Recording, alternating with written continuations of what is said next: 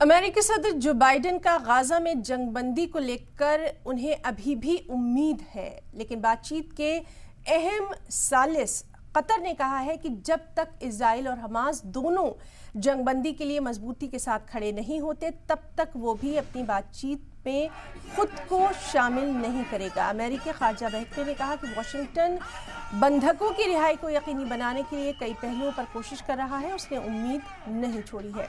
आज गाजा में हमास की तरफ से बंधक बनाए गए 7 अमेरिकी इजरायली बंधकों के परिवार अमेरिकी national security adviser Jake Sullivan से मुलाकात करने वाले हैं।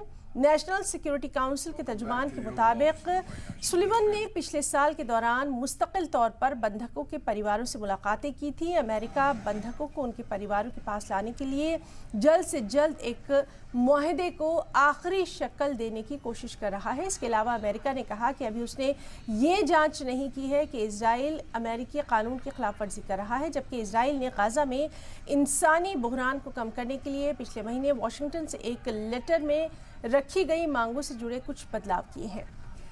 इजराइल के सदर इज़ाक हर्ज़ोग ने मंगल को अमेरिकी सदर जो बाइडेन से मुलाकात की और अपनी चर्चाओं को बहुत ही बेहतर बताया, जिसमें 20 जनवरी को अपने मुद्दतकार के आखिरी तक वेस्ट एशिया में अमन और सिक्योरिटी पर काम करने के लिए अमेरिकी इंतजामिया की कोशिशों पर जोर दिया। इजराइल के सदर ने लेबनान, गाजा और ईरान समेत अहम इलाकों का भी जिक्र किया।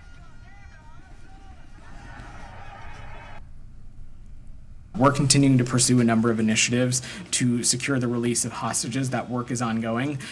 We have not given up hope, and it's critical to us to get a deal done as soon as possible, especially so that we can bring the remaining hostages home to their families. First and foremost, there are various frontiers that we know.